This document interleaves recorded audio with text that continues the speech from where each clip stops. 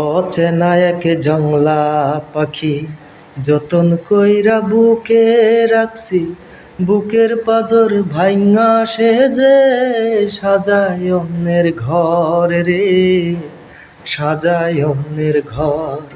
মানুষ বড়ই স্বার্থপর রে, বড়ই স্বার্থপর।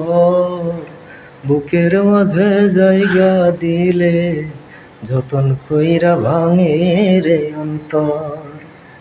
অচেনা এক জংলা পাখি যতন কইরা বুকে রাখছি, বুকের পাজর ভাইঙা সে যে সাজায় অন্যের ঘর রে, সাজায় অন্যের ঘর। মানুষ বড়ই স্বার্থপর রে, বড়ই স্বার্থপর।